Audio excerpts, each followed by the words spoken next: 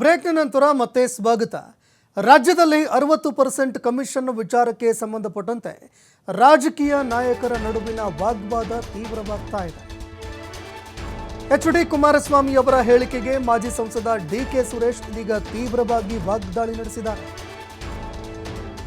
ದೇಶದ ಜನರ ಸೇವೆ ಮಾಡೋದಕ್ಕೆ ಎಚ್.ಡಿ. ಕುಮಾರಸ್ವಾಮಿ ಅವರಿಗೆ ತುಂಬಾ ಒಳ್ಳೆಯ ಅವಕಾಶ ಸಿಕ್ಕಿದೆ. 60%, 40% ಇದೆಲ್ಲವನ್ನೂ ಕೂಡ ಬಿಡಲಿ, ರಾಜ್ಯಕ್ಕೆ ಅವರು ಏನಾದರೂ ಒಂದು ಕೊಡುಗೆ ಕೊಡಲಿ, ರಾಜ್ಯಕ್ಕೆ ಸಿಗಬೇಕಾಗಿರುವಂತಹ ಪಾಲು ಅದರ ಬಗ್ಗೆಯೂ ಕೂಡ ಯೋಚನೆ ಮಾಡಲಿ, ರಾಜ್ಯಕ್ಕೆ ಅವರು ಒಳಿತು ಮಾಡಲಿ. ಶನಿವಾರ ಭಾನುವಾರ ರಾಜ್ಯಕ್ಕೆ ಬರೋದು, ಆರೋಪಗಳನ್ನು ಮಾಡೋದು ಇದೆಲ್ಲವನ್ನೂ ಕೂಡ ಬಿಡಲಿ ಅಂತ ಕೇಂದ್ರ ಸಚಿವ ಎಚ್.ಡಿ. ಕುಮಾರಸ್ವಾಮಿಗೆ ಡಿ.ಕೆ. ಸುರೇಶ್ ಟಾಂಟ್ ಕೊಟ್ಟಿದ್ದಾರೆ.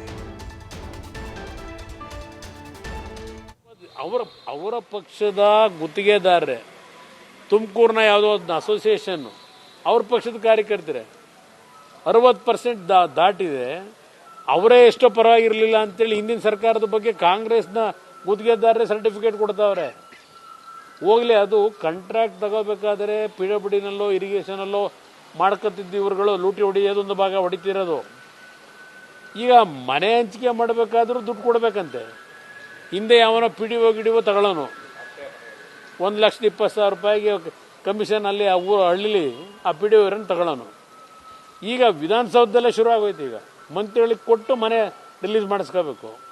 ಇನ್ನು ಹಲವಾರು ಇಲಾಖೆನಲ್ಲಿ ದುಡ್ಡು ತರಬೇಕಾದ್ರೆ ಮೊದಲು 40% ಎಲ್ಲ ಬಿಟ್ಟು ಜನ ನಿರೀಕ್ಷೆ ಮಾಡ್ತಾ ಇರೋದೇನನ್ನ, ಕುಮಾರಸ್ವಾಮಿ ಅವ್ರಿಗೆ ಏನು ಅಧಿಕಾರ ಇಲ್ಲ ಅಂತಲ್ಲ, ಕುಮಾರಸ್ವಾಮಿ ಅವ್ರಿಗೂ ಅಧಿಕಾರ ಇದೆ. ಕೇಂದ್ರದಲ್ಲಿ ಬಹಳ ಉನ್ನತವಾದಂಥ ಸ್ಥಾನವನ್ನ ಅವರು ಗಳಿಸಿದ್ದಾರೆ ಈ ದೇಶಕ್ಕೆ ಸೇವೆ ಮಾಡ್ತಕ್ಕಂಥದ್ದು.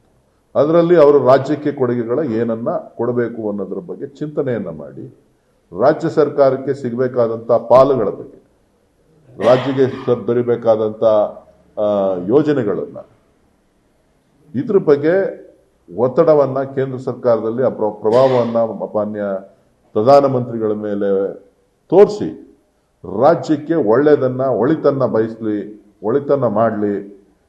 ಬಂದದು ಆರೋಪ ಮಾಡೋದು, ಬರೋದು ಶನಿವಾರ ಭಾನುವಾರ ಬರೋದು ಆರೋಪ ಮಾಡೋದು ಅಷ್ಟು ಒಳ್ಳೆಯ ಬೆಳವಣಿಗೆ ಅಲ್ಲ. ಚುನಾವಣೆಗಳು ಇನ್ನೂ ಬಹಳ ದೂರ ಇದೆ. ಸೊ ಆ ಸಂದರ್ಭದಲ್ಲಿ ಆರೋಪಗಳು ಪ್ರತ್ಯಾರೋಪಗಳು ನಡೀಲಿ. ನಾನು ಬಯಸ್ತಾ ಇರೋದು ಒಬ್ಬ ನಾಯಕರಿಂದ ಅಭಿವೃದ್ಧಿಯ ಚಿಂತನೆಗಳನ್ನು, ಆ ಅಭಿವೃದ್ಧಿಯ ಚಿಂತನೆಗಳನ್ನು ಮಂಥನ ಮಾಡಲಿ ಅಂತೇಳಿ ನಾನು ಬಯಸ್ತೀನಿ.